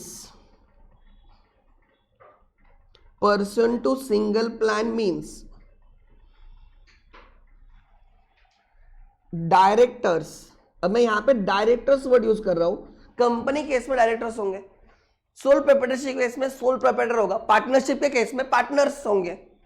समझ में आ रहा है? मतलब डिसीजन मेकिंग ऑथोरिटी, अब हम कंपनी के लिए बोल रहे हैं इसलिए मैं डायरेक्टर्स बोल रहा हूं। समझ में आ रहा है क्या? जो हाईएस्ट ऑथोरिटी होगी, जो डिसीजन लेगी। कल जाके रतन बोलता है हम बीकॉम बंद कर देते हैं, उसने प्रॉपर प्लान बनाया, चलेगा क्या? Is a decision making authority, उसने सब बच्चों को आके बोला कि कल से राइट बीकॉम बंद, क्या अकाउंटेंट लगे एंट्री करना स्टार्ट करेगा? एंट्री या डिस्क्लोजर? एंट्री तो नहीं करनी है, डिस्क्लोजर नहीं। किसका प्लान होना चाहिए? रतन का होना चाहिए, सपोज अभिषेक सर का होना चाहिए, अभिषेक सर का। अरे ठीक है, अरे ऐसे नहीं होता है मेरा भाई, ऐसे थोड़ी है, मैं नहीं वो हमारे, ऐसे नहीं होता है। क्या बोल रहा हूं? ट्राई टू अंडरस्टैंड, एक सेकंड। हाईएस्ट ऑथोरिटी जो है ना, हाईएस्ट ऑथोरिटी, उनका प्लान होना चाहिए। अरे समझा क्या? एम्प्लॉय बोल रहा है कि चलो कंपनी को बंदिश करके दिखाता हूं, ठीक है, वो प्लान नहीं चलेगा। Are you getting my point? जो हाईएस्ट डिसीजन मेकिंग है ना, उनका प्लान होना चाहिए। Person to single plan means, person to single plan means directors have made a plan. Directors you can replace as per the nature of business, ठीक है, right. Directors have made a plan to close business। समझ में आ रहा है? It must be, वो जो plan है, it must be a time bound and, मतलब आने वाले 2 साल में, आने वाले 3 साल में होगा, जब होगा। तो ऐसे नहीं होता है। आपने टारगेट सेट करने चाहिए ना मैडम। तुम पढ़ते टाइम टारगेट सेट करते हो ना, जनवरी में पेपर लिखना है, कौन से जनवरी में? 25 या 26 या 27? टाइम बाउंड होगा ना तुम्हारा जो प्लान होगा, क्या वो टाइम बाउंड होगा? सर स्टडी इस तारीख तक ये कंप्लीट करना है, इस तारीख तक ये कंप्लीट करना है, सर अब फॉर्म भरना है, इतना कंप्लीट होगा, ये पेपर लिखना है। तुम्हारा प्लान होता है मैडम, तुम्हारा प्लान या तुम्हारी मम्मी का प्लान, तेरा प्लान होना चाहिए। तेरे तुझे पेपर लिखने तो तेरा प्लान के बारे में बात करेंगे। और मैडम वो क्या है, टाइम बाउंड होना चाहिए कि इस टाइम में होना चाहिए। Yes, so it must be time bound. क्यों पता है क्या? डिस्क्लोजर में देना पड़ेगा कि तुम ट्रैक पे हो या नहीं। डिस्क्लोजर में बोलना पड़ेगा कि जो तुमने प्लान डिस्क्लोज किया था, प्रेजेंट किया था, वो तुम उस टाइमलाइन में चल रहे हो या नहीं चल रहे हो, इसलिए टाइम बाउंड। समझ में आ रहा है? Time bound and phased and phase manner. मतलब वो प्लान एडहॉक नहीं होना चाहिए। वो प्लान जो तुमने बोला ना कि एक ऑपरेशन, मैडम वो सिग्निफिकेंट ऑपरेशन है। ट्राई टू अंडरस्टैंड, छोटा मोटा ऑपरेशन है कि चलो बंद कर दिया, कुछ नहीं है। इट्स ए सिग्निफिकेंट ऑपरेशन जिसको हमें बंद करना है, तो उसके लिए मैनेजमेंट से, मतलब डायरेक्टर से, उसका है ना प्लान बनना चाहिए, डिटेल प्लान। वो प्लान एक टाइम बाउंड होना चाहिए। एंड दूसरा मैडम वो फेज मैनर में होता है। Example, Ind AS are being applicable in are applied in India. Institute का टारगेट है आने वाले 10 साल में, आने वाले 15 साल में, आने वाले 20 साल में they will make India applicable to all the entities. But क्या एक झटके में जैसे जीएसटी आया वैसे, या धीरे धीरे होगा? एक इसमें झटका नहीं देना है। जीएसटी जब इंप्लीमेंट हुआ, लोगों को 2 साल जीएसटी समझाने में टाइम गया। इतने अमेंडमेंट्स, इतने चेंजेस, उससे कंफ्यूजन क्रिएट होता है। तो जो प्लान इंस्टीट्यूट ने जो प्लान लाया इंडियंस के लिए, वो कैसे एक फेज मैनर में ला रहे, समझ में आ रहा है? तो उन्होंने जो छोटे इंटरप्राइजेस है उनके लिए अकाउंटिंग स्टैंडर्ड अभी भी रखे, बड़े इंटरप्राइजेस के लिए उन्होंने इंडियस अप्लाई किए। धीरे धीरे इंडिया सबके लिए आ जाएंगे, धीरे धीरे आ जाएंगे। तो जो प्लान है मैडम, वो प्लान एक टाइम बाउंड प्लान है, समझ में आ रहा है? एंड वो कैसे एग्जीक्यूट होने वाला है? फेज मैनर में होने वाला है। ऐसे प्लान को हम बोलेंगे, वो प्लान किसने किया है, राइट? मतलब जो तुम्हारा बिजनेस बंद होने वाला है, बिजनेस का कंपोनेंट बंद होने वाला है, वो एक सिंगल प्लान के अंदर बंद होने वाला है, with in A time, in phase manner. समझ में आ रहा है? Next, dispose of means, disposed of means any of the following. Dispose of करना मतलब इसमें से कुछ भी चलेगा, any of the following. Dispose of करना मतलब इसमें से कुछ भी चलेगा, हम उसको बोलेंगे डिस्पोज हो गया बिजनेस। ठीक है, ध्यान देना। First, by substantial sale, substantial sale, business को आप, बिजनेस के जो एसेट्स वगैरह आप सब्सटेंशियली सेल कर रहे हो इन पिसमिल। पिसमिल पता है तुम्हें? पिसमिल डिस्ट्रीब्यूशन मतलब क्या? धीरे धीरे आप, पहले आपने एग्जांपल मशीनरीज बेचे, फिर आपने कुछ इलेक्ट्रॉनिक गुड्स बेचे, फिर फैक्ट्री बेची, फिर लैंड, ऐसे एक एक एसेट को क्या कर रहे हो आप? बेच रहे हो। समझ में आ रहा है क्या? अरे सपोज हमने बोला कि क्लासेस हमें बंद करने, सपोज हमने बोला कि एक ब्रांच है हमें वो बंद करनी, और हमें सिग्निफिकेंट ब्रांच मान के चलो, तो फिर हम वहां के पहले बेंचेस बेचे, फिर हमने प्रोजेक्टर बेचा, फिर हमने एग्जांपल मान के चलो कंप्यूटर बेचे, समझ में आ रहा है? फिर स्क्रीन बेची, फिर एसी बेचे, धीरे धीरे इन, राइट? मैं क्या बोल रहा? पीसमिल में, टुकड़ों में। Are you getting my point? So क्या पीसमिल सेल को भी मैं डिस्पोज ऑफ बोल सकता हूं? यस। तो प्लान है मैडम, धीरे धीरे होगा, प्लान है, एक टाइम बाउंड प्लान है, उस टाइम के भीतर होना चाहिए, फेज मैनर में भी चलेगा। अरे यस और नो? Second, right? तुम्हें पता है गवर्नमेंट भी टारगेट रखती है डिसइन्वेस्टमेंट के। They have to sell the stake in PSUs. उनका टारगेट धीरे धीरे सेल करते, एक दिन में नहीं होता है वो। वैसे ही हम हमारे ऑपरेशन को, एक कंपोनेंट को सेल करने वाले, वो धीरे धीरे हो सकता है, राइट? या एक साथ भी हो सकता है। लिख लेना, बाय सेल, ये और लिख सकते हो आप यहां पे, by sale of, by sale in entirety, by sale in entirety. Entirety मतलब मैडम पूरा का पूरा एक साथ। पिसमिल में भी सेल चलेगा, लमसम सेल भी चले, इसको लमसम सेल बोलते हो, क्या बोलते हैं, लमसम, बट यहाँ पे वर्ड लमसम नहीं किया है, इंस्टीट्यूट ने या एएस में लिखा है सेल इन एंटायरिटी, एक ही झटके में बेच दिया। सपोज कोई क्लासेस वाला हमें मिला कि बोलते हैं हमें क्लासेस दे दो जैसे के वैसे, हमारे लिए तो और अच्छा हो गया। पहले हम क्या कर रहे थे, कैमरा अलग बेच रहे थे, प्रोजेक्टर अलग बेच रहे थे, स्क्रीन अलग बेच रहे, कंप्यूटर अलग बेच रहे, बेंचेस अलग बेच रहे, पीसमिल। या कोई क्लास वाला आ गया कि तुम्हें ये एक एक मत बेचो, हमें ही पूरा दे दो, क्या वो भी चलेगा? एक्चुअली चलेगा, क्या दिक्कत है क्या? नहीं। Are you getting my point? तो sale can be in piecemeal और sale can be in entire, उसको हम डिस्पोज ऑफ बोल सकते हैं। तीसरा और लिख लेना, sale by, right, by, right, by sale, क्या बोलो, डीमर्जर और spin off, by sale in the nature of, right, demerger और स्पिन ऑफ,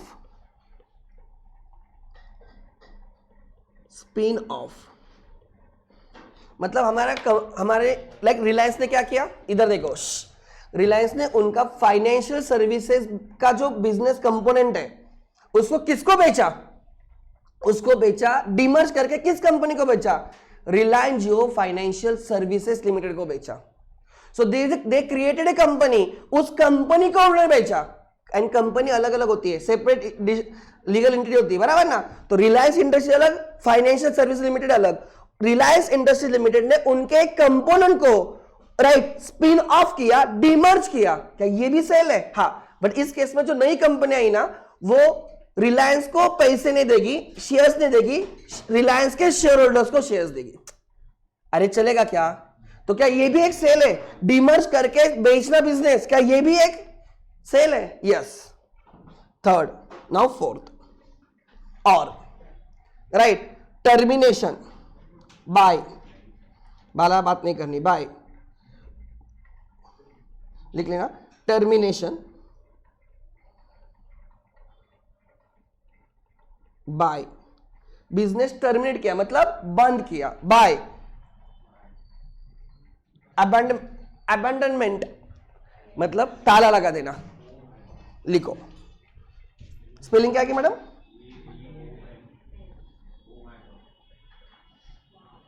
चेक करो, अबैंडनमेंट मतलब ताला लगा दिया।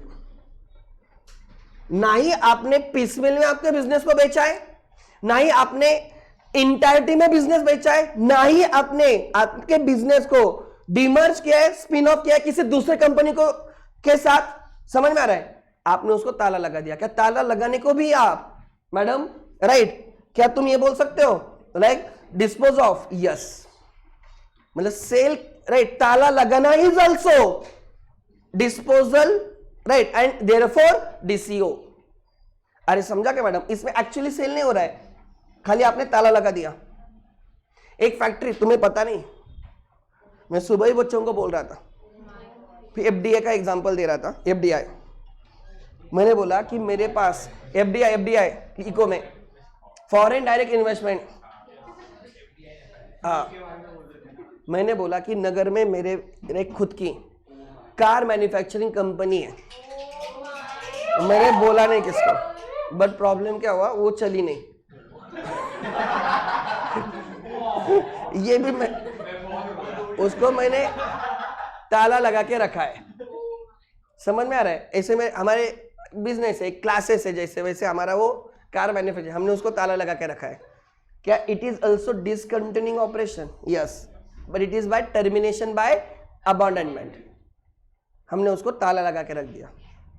फिर मैंने बोला कि राइट, ऑडियो वालों ने मुझे कांटेक्ट किया, बोले कि राइट कि वो फैक्ट्री हमें दे दो, रेंट पे दे दो, या हम जॉइंट वेंचर करते हैं और कार बनाते हैं। It is called as brownfield FDI. Brownfield मतलब ऑलरेडी रेडीमेड स्ट्रक्चर वगैरह है और वो डायरेक्टली वहां पे काम करेंगे। एंड ब्राउनफील्ड BROUN, एंड दूसरा था ग्रीनफील्ड।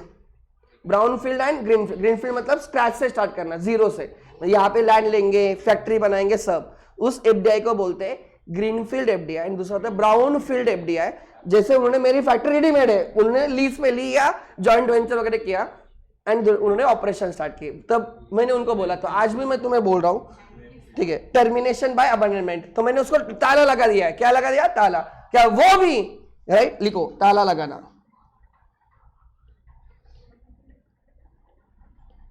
अरे बाला समझा क्या? क्या वो भी हम डिस्पोज ऑफ बोलेंगे? बाला बोल रहा है सर ये थोड़ी बेचा है, ताला ही लगा के रखा है, आप कैसे उसको डिस्पोज बोल रहे हैं? AS24 में this is also dispose of. अरे समझा क्या? यस। तो ये समझ में आ गया first condition.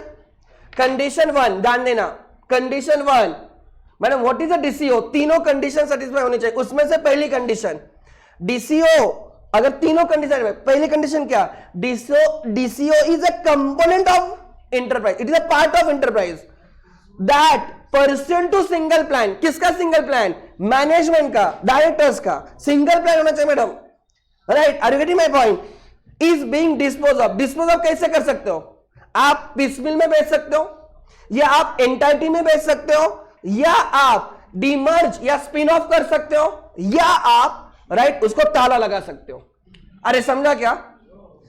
Condition B, condition 2 1 हुआ 2। यस, तुम्हें ये लिखते जाएंगे, पहले 2 लाइन ही लिखने, ये मैंने एक्सप्लेनेशन दिया है, समझ में आ रहा है क्या? यस। आगे सेकंड, डीसीओ इज, जो बंद हो रहा है उसके बारे में बात हो रही है। DCO is major line of business. अब जैसे आशीष ने बोला कि हुंडई वालों ने, उसने बोला कि डीजल व्हीकल्स का सेगमेंट बंद कर दिया, राइट? क्या उनके लिए वो मेजर लाइन ऑफ बिजनेस था? अरे रहेगा ना, मुझे लगता है 10 गाड़ियां जाती होगी तो कम से कम 5 पेट्रोल की और 5 डीजल की तो जाती होगी। 50-50 तो मैं मान सकता हूं। मारुति वालों ने डीजल व्हीकल्स बंद कर दिए, मारुति का मार्केट शेयर ज्यादा था, उसमें डीजल का भी शेयर, डीजल व्हीकल्स का भी शेयर अच्छा खासा रहेगा। सो उन्होंने एक मेजर लाइन ऑफ बिजनेस क्या कर दिया? बंद कर दिया। आईटीसी के बहुत सारे बिजनेस लाइन, उसमें से उन्होंने होटल लाइन बंद कर दी। Are you getting my point? Right, DCO is major line of business, generally right, reportable, generally reportable segment under A17, under A17। ध्यान देना मैं क्या बोल रहा हूं, प्लीज ट्राई टू अंडरस्टैंड, ध्यान देना। आई नो मैंने तुम्हें अभी तक A17 सिखाया नहीं है। रिपोर्टेबल सेगमेंट रिपोर्टिंग बोल के होता है। एक सेकंड बाला, ध्यान दे, बात नहीं करनी है। What is reportable segment madam? Madam company क्या करती है? कंपनी क्या करती है, अपने जो कंपोनेंट्स है उसके ना सेगमेंट वाइज रिपोर्टिंग करती है। रेवेन्यू कितना है, प्रॉफिट कितना है, एसेट्स कितने हैं, ठीक है। अगर देखो ये डिटेल में समझेंगे, बट अब फिलहाल एक मोटा मोटी A17 में समझेंगे, ध्यान देना। अगर रेवेन्यू उस कंपोनेंट का टोटल रेवेन्यू का 10% रेवेन्यू है, मतलब ध्यान देना, कंपनी का जो टोटल रेवेन्यू है उसका 10% उस कंपोनेंट से आ रहा है, तो मैं बोलूंगा it is a reportable segment. दूसरा, अगर टोटल एसेट्स का 10% एसेट उस कंपोनेंट के लिए एट्रीब्यूटेबल है, तो भी मैं बोलूंगा इट इज एट्रीब्यूटेबल है। या प्रॉफिट जो होगा कंपनी का, उसका 10% प्रॉफिट उस कंपोनेंट से आ रहा है, तो भी मैं उसको रिपोर्टेबल बोलूंगा, मतलब 10% का क्राइटेरिया है। अगर उस कंपोनेंट को मैं मेजर सेगमेंट तब बोल सकता हूं, रिपोर्टेबल सेगमेंट तब बोल सकता हूं, जब उस कंपोनेंट से जो रेवेन्यू आ रहा है वो तुम्हारे पूरे कंपनी का मिनिमम 10% रेवेन्यू है, या और उसके एसेट्स उतने हैं जितने पूरे कंपनी के मिनिमम 10% उसमें लगे, और जो प्रॉफिट वो दे रहा है वो पूरे कंपनी के 10% प्रॉफिट कम से कम उससे आ रहे हैं। तो एक होता है रेवेन्यू क्राइटेरिया, दूसरा होता है एसेट क्राइटेरिया, तीसरा होता है प्रॉफिट क्राइटेरिया। तीनों में से कहां पे ना कहां पे एक क्राइटेरिया में वो बैठना चाहिए। 10% ऑफ रेवेन्यू उससे आना चाहिए, 10% ऑफ एसेट उसमें लगने चाहिए, 10% ऑफ प्रॉफिट उससे आना चाहिए। अगर तीनों में से एक भी क्राइटेरिया सेटिस्फाई होता है तो मैं बोलूंगा वो बड़ा सेगमेंट है जिसको हम अलग से रिपोर्ट करेंगे अंडर फाइनेंशियल स्टेटमेंट। दिमाग में आ रहा है क्या?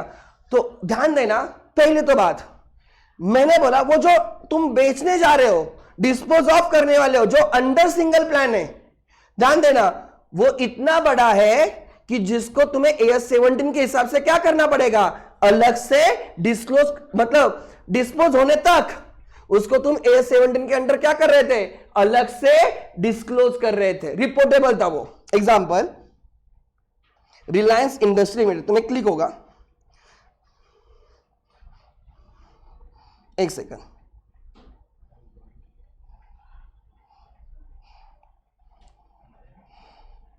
एनुअल रिपोर्ट,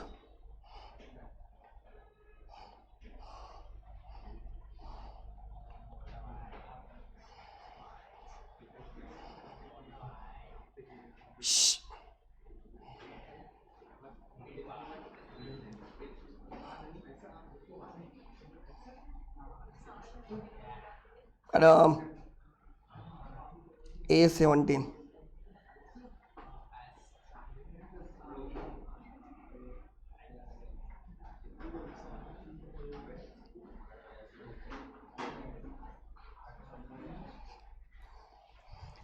एक सेकंड, रिपोर्टेबल सेगमेंट्स, एक सेकंड, AS 17 हैंड,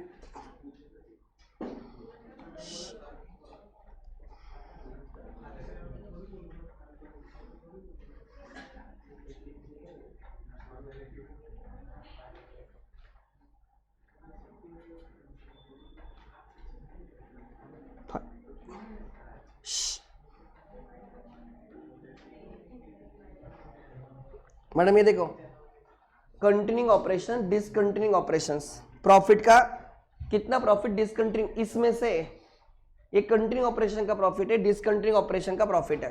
तो आगे जाके समझेगा कि ये प्रॉफिट आगे से नहीं रहेगा। टोटल प्रॉफिट को दो में डिवाइड कर दिया, continuing operations and discontinuing operations. आगे बाला बात नहीं करनी,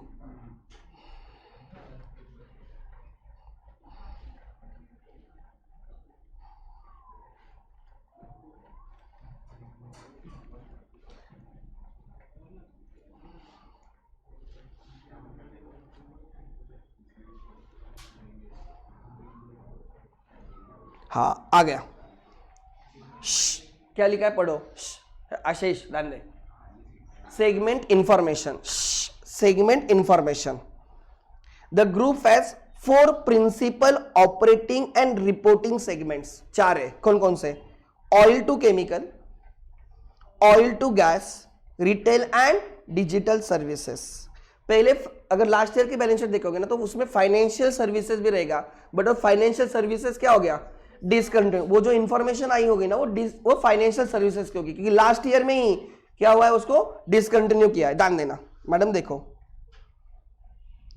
oil to chemical, oil to gas, retail, digital services and remaining, बाकी में अदर्स डाल दिया। Others unallocable total.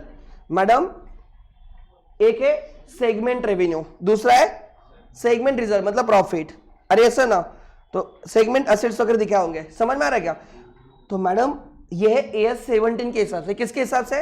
AS 17। Actually obviously Reliance के लिए अकाउंटिंग स्टैंडर्ड नहीं, इंडियस लगते हैं, बट इंडिया से ऑलमोस्ट सेम है, ऐसे कुछ दुनिया के परे नहीं है। ठीक है, ध्यान देना, इधर ध्यान दो।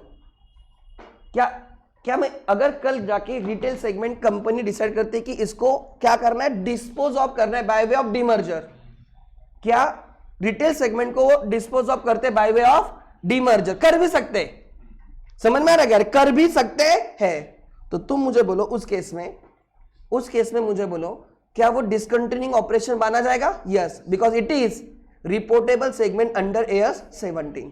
मैडम इवन डिजिटल सर्विस मतलब फोन वगैरह, अगर मैंने बोला जनरली सब लोग बोल रहे हैं ये डिजिटल सर्विसेज को वो शायद से नई कंपनी में कन्वर्ट कर देंगे, तो क्या तब वो डिसकंटिन्यू ऑपरेशन हो सकता है क्या? यस। तो मैं ये बात कर रहा था इधर। मैडम फर्स्ट कंडीशन है DCO is a component of enterprise, उस कंपोनेंट को हम क्या कर रहे हैं, डिस्पोज ऑफ कर रहे हैं अंडर सिंगल प्लान, एंड वो कंपोनेंट क्या है, it is a reportable segment under AS17। अब AS17 में 10% का क्राइटेरिया होता है, 10% ऑफ रेवेन्यू और 10% ऑफ असेट्स और 10% ऑफ प्रॉफिट। वहां पे देखेंगे, डिटेल में देखेंगे प्रॉफिट में क्या आएगा क्या नहीं आएगा, ये सब देखेंगे, ठीक है। So DCO is a major line, madam मैं बोल रहा हूं मेजर लाइन ऑफ बिजनेस। वो मतलब ऑलमोस्ट मैं बोल रहा हूं कम से कम 10% पकड़ के चलो। रेवेन्यू क्या होना चाहिए 10%, असेट्स क्या होने चाहिए 10%, राइट, प्रॉफिट क्या होना चाहिए 10%, समझने के लिए, which is reportable under AS17। लिख लेना यहां पे first point, everyone first point, if company has not applied AS17, अब क्या करेंगे फिर, तो हमें नहीं पता वो कंपोनेंट रिपोर्टेबल है या नहीं है। Has not applied AS17, then major product और सर्विस, मेजर प्रोडक्ट और मेजर सर्विस, मेजर प्रोडक्ट और मेजर सर्विस is considered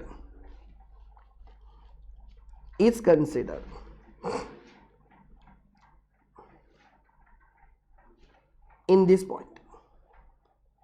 इस केस में फिर हम वो मेजर है या नहीं वो देखेंगे, समझ में आ रहा है। मेजर प्रोडक्ट और मेजर सर्विस को कंसिडर करके डिसाइड करेंगे कि वो सच्ची में मेजर है या नहीं है, मैडम, राइट। मेजर मींस कहां पे किधर, ऐसे मेजर की डेफिनेशन किधर नहीं मिलेगी, you have to use judgement.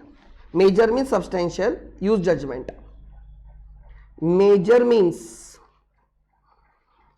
Means substantial, मतलब जो कंपोनेंट बंद हो रहा है मैडम वो क्या होना चाहिए, रिपोर्टेबल सेगमेंट होना चाहिए अंडर AS17।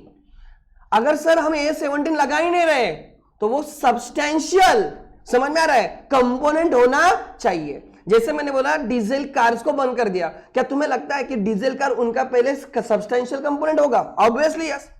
अरे पहले गाड़ियां डीजल गाड़ियां ज्यादा लेते थे बिकॉज उसका खर्चा कम था, वो महंगी आती थी, 1-1.5 लाख ज्यादा आती थी शायद से, बराबर ना, बट उसका travelling cost, right, maintenance cost थोड़ा कम होता था, मतलब पेट्रोल की जगह हम क्या यूज कर डीजल, बट बाद में ऑलमोस्ट डीजल भी सेम हो गया ना, राइट, 10 रुपए अभी भी कम है, ओके।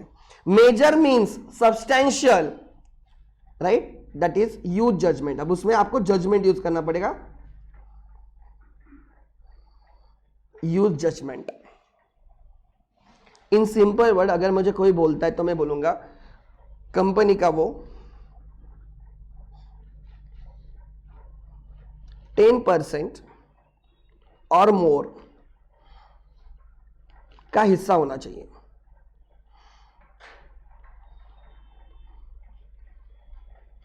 वो हिस्सा होना चाहिए, तो जाके हम बोल सकते हैं वो सब्सटेंशियल है। एक मोटा मोटी बेसिस पे मैं बोल रहा हूं। पहले तो बात राइट, वो बिजनेस का कंपोनेंट होना चाहिए जो under single plan dispose of हो रहा है, एंड मैडम वो रिपोर्टेबल सेगमेंट होना चाहिए। जो डिस्पोज ऑफ हो रहा है वो क्या होना चाहिए, रिपोर्टेबल सेगमेंट होना चाहिए अंडर AS17। अगर AS17 अप्लाई नहीं तो हम बोलेंगे वो सब्सटेंशियल पार्ट होना चाहिए। थर्ड कंडीशन जो लास्ट कंडीशन है, तो अब ध्यान देना, मैंने बोला KFC ने इधर HGS मॉल के ब्रांच बंद कर दी। क्या तुम्हें लगता है 5,000 होटल में वो एक 5,000 ब्रांचेस में एक ब्रांच बंद हुई है, तुम्हें लगता है कि वो उनके 10% रेवेन्यू, 10% असेट या 10% प्रॉफिट का पार्ट रहेगा? I don't think so. तो मेरे हिसाब से कंडीशन टू सेटिस्फाई नहीं होगी। आई डोंट थिंक सो कि उनके वो रिपोर्टेड सेगमेंट में रहेगा, तो वो चेक करेंगे, नहीं है तो मैं बोलूंगा इट इज वो बिजनेस, वो ब्रांच बंद हो रही है, क्या वो डिसकंटिन्यू ऑपरेशन होगा? नहीं। क्या AS24 लगेगा? नहीं। क्या उसका अलग से डिस्क्लोजर करना है? फिर नहीं। इतना छोटा है कि तुम्हें लगता है कि तुम्हारे शेयर होल्डर्स को बोलने की भी जरूरत नहीं है, अलग से बोलने की जरूरत है क्या? नहीं। ध्यान देना बाला, अरे समझा नहीं समझा, सब अरे are you getting my point? But ITC के 10 होटल से मान के चलो, उसमें से एक होटल उन्होंने बंद किया, क्या ऑलमोस्ट 10% मान के मैं बोलूं ये सब्सटेंशियल होगा, तो क्या उसका अलग से डिस्क्लोजर करना चाहिए AS24 के हिसाब से? यस। तो वो रहेगा रिपोर्टेबल सेगमेंट, या हम उसको बोलेंगे उस कंपोनेंट को हम, उस सेगमेंट को हम डिसकंटिन्यू हो रहा है जब तक वो डिसकंटिन्यू होता है, even in the year of discontinue, हमें उसको अलग से क्या करना पड़ेगा, डिस्क्लोज करना पड़ेगा। जिस दिन हमने डिसाइड किया डिसकंटिन्यू करना है, even in the year of discontinue भी हमें उसको डिस्क्लोज करना पड़ेगा। Third, oh my God, 9 this is really really good question. ठीक है, देख उतना डेविएशन चलता है, उतना डेविएशन चलता है, हमेशा याद रखना। ठीक है, उतना डेविएशन लेते हैं। ठीक है, देखो जजमेंट है, at the end it is a judgement, accounting is a judgement based. ठीक है, यस। और एक्स्ट्रा इंफॉर्मेशन देने से तुमने नहीं, देखो तुमने तुम्हारे हिसाब से वो इंपॉर्टेंट है, फिर भी तुमने डिस्क्लोजर दिया, तो कोई सामने वाला बोलेगा अरे क्यों दिया, क्यों दिया? अरे नहीं, मैं मानता हूं नहीं है वो डिसकंटिन्यू, ये है ना, it is not that substantial component, फिर भी तुमने देखो ये क्या बोलता है, आर यू गेटिंग मैं क्या बोल रहा हूं? तुमने एडिशनल इंफॉर्मेशन से प्रॉब्लम, कुछ एडिशनल डिस्क्लोजर से प्रॉब्लम कभी भी नहीं आता, ये समझ लेना। अरे समझा क्या मैं क्या बोल रहा हूं? यस, हाँ, बट अगर तुम अप्लाई करोगे तो ऐसे अप्लाई करो, अरे ऐसा नो लिख लेना। थर्ड, डीसीओ, डीसीओ इज, उसको टेंशन है कि कल हार्दिक पांड्या को अगर डिसकंटिन्यू करेंगे तो क्या होगा। ध्यान देना, DCO is that component, DCO is that component whose, हाँ ये लास्ट और इंपॉर्टेंट आ गया। अब DCO is that component whose operational and financial, operational and financial, right, operational and financial, right, data can be attributed to it, मतलब हम उसको अलग से निकाल सकते हैं उस डेटा को। कौन सा madam? Operational and financial data हम अलग कर सकते हैं और उसको अलग से प्रेजेंट कर सकते हैं, एट्रीब्यूटेबल टू इट। सो मैंने बोला कि हमने हमने बीकॉम के क्लासेस बंद करने का डिसाइड किया है। मैं बोल रहा हूं बहुत बड़ा सेगमेंट है, हाँ हमारा बहुत बड़ा सेगमेंट है, वो इंपॉर्टेंट रेवेन्यू का जनरेट करता है। अब मैं बोल रहा हूं, मैंने बोला तुम मेरे सीईओ, मैंने बोला कि हम इसको डिसकंटिन्यू करने का हमने कमिटमेंट किया है। क्या किया है? कमिटमेंट। ठीक है, अब तुम बोलते सर अलग से डिस्क्लोजर करना पड़ेगा एज पर AS 24। मैंने बोला हाँ। Now you are asking me sir give us assets of this, इस बीकॉम के असेट्स बोलो, मतलब इस सेगमेंट के कंपोनेंट के, लाइबिलिटीज बोलो, इनकम बोलो, एक्सपेंस। मैं बोला ये मेरे पास नहीं है, I can not give you. So if I can not give you, क्या ये थर्ड कंडीशन सेटिस्फाई कर रहा है? नहीं। तो क्या ये डीसीओ माना जाएगा? नहीं। वो कितना भी बड़ा हो, बट अगर तुम उसके डेटा, ऑपरेशनल फाइनेंशियल डेटा अलग नहीं कर सकते, अलग से फर्निश नहीं कर सकते, तो it will not be consider as DCO. मैंने बोला तीनों कंडीशन, ध्यान देना, तीनों कंडीशन सेटिस्फाई होने ही चाहिए। अरे समझा क्या? वो कितना भी बड़ा, क्यों तुम्हें पता है वो बड़ा है, बट तुम उसके financial aspects and operational aspects अलग नहीं कर सकते, बाकी कंपोनेंट्स हैं, तो मैं उसको डीसीओ नहीं बोलूंगा। सो आईटीसी ने मान के चलो, अब वो तो कर पाएंगे बिकॉज एक अलग, हर होटल अलग अलग है। सो उनको पता है इसके एसेट्स कितने, इसके लायबिलिटीज कितने, इसके इनकम कितने, इसके एक्सपेंसेस कितने, तो ऑब्वियसली उस केस में आई विल से क्या, राइट, उनके पास ऑपरेशनल एंड फाइनेंशियल डेटा है उसका, ऑब्वियसली होगा, कॉमन सेंस लगाओ। बट एकत्तम के केस में बीकॉम के लिए सेम क्लासरूम यूज होती है, राइट, सीए के लिए भी सेम क्लासरूम यूज होती है, समझ में आ रहा है? तो उसके असेट्स अलग से ढूंढना मुश्किल है, उसके लायबिलिटी अलग से, अगर मैं कर सकता हूं मान के चलो तो ठीक है, नहीं कर सकता तो मैं बोलूंगा it is not discontinuing operation. Are you getting my point? That is, लिख लेना, means, yes, means operational assets, बात नहीं करनी है, बाला तो इतना बात करने लगा ना आजकल। Operational assets and liabilities, operational assets and liabilities can be identified to the component, identified to component, तो कौन कौन से डेटा चाहिए? एसेट्स एंड लायबिलिटीज का। दूसरा क्या चाहिए? Revenue of that component. And है मैडम, और नहीं है, रेवेन्यू ऑफ दैट कंपोनेंट। उसका रेवेन्यू भी तुम्हारे पास अलग से होना चाहिए। हाँ, मैं बीकॉम का रेवेन्यू दे सकता हूं क्योंकि मेरे पास एडमिशन का डिटेल्स रहेगा। समझ में आ रहा है क्या? एंड मेजर एक्सपेंसेस, मैंने पूरे एक्सपेंस बोले या मेजर एक्सपेंस बोले? मेजर। रेवेन्यू पूरा, असेट्स पूरे, लायबिलिटीज पूरे। समझ में आ रहा है क्या? Major expenses. रेवेन्यू को मेजर नहीं बोला है, मेजर एक्सपेंस। ये ट्रू एक ऑब्जेक्टिव में आया है, एबीसीडी ढूंढना होता है ना उसमें से। So major expenses of component. ये चार चीजें मुझे तुमसे चाहिए।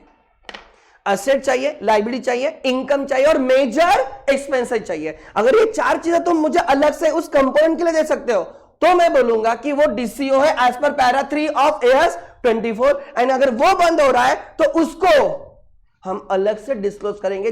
जब हमने कमिट किया क्लोज करने का, तब से जिस ईयर में उसको क्लोज करें उस ईयर में भी हम उसको अलग से डिस्क्लोज करेंगे। सो क्या क्या 3 कंडीशन से बोलो quickly. First condition is a component is said to be right. DCO is, madam, DCO is a component of business that, right, pursuant to single plan is being disposed of. Dispose of मतलब कैसे चलेगा? Dispose of मतलब right, substantial sale by way of piecemeal या sale by sale in entirety. तीसरा demerge और right spin off। And चौथा abandonment के through उसको टर्मिनेट कर दिया, टर्मिनेशन बाय अबैंडनमेंट। वो भी चलता है, वो भी डिस्पोज ऑफ माना जाएगा। अरे ऐसा नो मैडम, जो सिंगल प्लान है वो किसका होना चाहिए? वो मैनेजमेंट का होना चाहिए, डायरेक्टर्स का होना चाहिए, अथॉरिटी जो है उनका होना चाहिए। एंड वो सिंगल प्लान होना चाहिए, वो प्लान टाइम बाउंड होना चाहिए एंड फेज्ड मैनर में का प्लान होना चाहिए। अरे ऐसा नो। देन आगे उसके बाद मैडम, वो जो बंद कर रहे हो, वो जो सिंगल प्लान के अंदर जो कंपोनेंट तुम बंद कर रहे हो, डिस्पोज ऑफ कर रहे हो, madam that should be reportable segment under as 17। अगर एएस 17 अप्लाई नहीं है तो वो सब्सटेंशियल कंपोनेंट होना चाहिए। अब का सब्सटेंशियल क्या होगा? It depends on judgement, right. And then madam, उस कंपोनेंट के हमारे पास operational and financial details data available होना चाहिए। एसेट्स का, लायबिलिटीज का, रेवेन्यूज का एंड मेजर एक्सपेंसेस का। अगर इसमें से एक भी कंडीशन सेटिस्फाई नहीं होती, मतलब डिस्पोज ऑफ हो रहा है, यस, डायरेक्टर्स के सिंगल प्लान के अंदर जो टाइम बाउंड है, जो फेज मैनर में होने वाला है, उसके अंदर वो डिस्पोज ऑफ हो रहा है, राइट। हमारे पास उसके डिटेल्स भी है, assets, liabilities, income and major expense, but वो मेजर सेगमेंट नहीं है, वो रिपोर्टेबल सेगमेंट नहीं है अंडर एएस 17। तो क्या वो डीसीओ माना जाएगा? नहीं। तो एएस 24 अप्लाई होगा? नहीं। तीनों होने चाहिए तो ही। तो केएफसी ने एक ब्रांच राइट, 5000 ब्रांच में से एक ब्रांच बंद कर दी। क्या तुम्हें लगता है कि राइट वो डिस्पोज ऑफ हो रहा है? Yes, I do agree. वो ये condition satisfy, DCO is component, वो कंपोनेंट ऑफ बिजनेस क्या कर रहे हैं? सिंगल प्लान के अंडर क्या कर रहे हैं? डिस्पोज ऑफ कर रहे हैं। बट क्या सेकंड कंडीशन सेटिस्फाई करेगा? वो इतना बड़ा है कि उनके 10% असेट, 10% रेवेन्यू, 10% प्रॉफिट का हिस्सा होगा? नहीं होगा। तो सेकंड कंडीशन होगी क्या? नहीं। मे बी उस ब्रांच के उनके पास अलग से असेट रहेंगे ना, उस ब्रांच के उनके पास असेट्स क्या है, लायबिलिटीज क्या, इनकम क्या, ये तो पता होगा, बट कंडीशन 2 सेटिस्फाई होगी क्या? नहीं। इसलिए याद रखना, अगर कोई बोलता है कि मैं ये मेरे बिजनेस का कंपोनेंट में बंद कर रहा हूं, क्या एएस 24 अप्लाई होगा नहीं होगा? तो उसको बोलना let's apply the 3 conditions of para 3। अगर तीनों कंडीशन सेटिस्फाई होते हैं तो ही हम उसको क्या बोलेंगे? रेड डीसीओ बोलेंगे। Are you getting my point? नहीं समझा, आउट। अरे समझा क्या? राइट, हमारे पास उसका डेटा अलग से अवेलेबल होना चाहिए, ये भी समझ लेना। कभी कभी अगर डेटा अवेलेबल नहीं रहेगा तो बाकी 2 कंडीशन सेटिस्फाई होके भी फायदा है क्या? नहीं। आई होप यहां तक क्लियर है। तो क्या एक ब्रेक लेके कंटिन्यू करते हैं? क्या हुआ है? 5:07।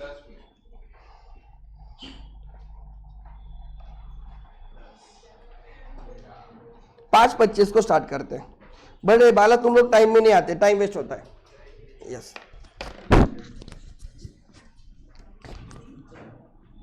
आज अपना डिस्कशन क्या खत्म होगा, हम कुछ 7-8 क्वेश्चन सॉल्व करेंगे, क्योंकि क्वेश्चन का आंसर यही है जो लिखा है।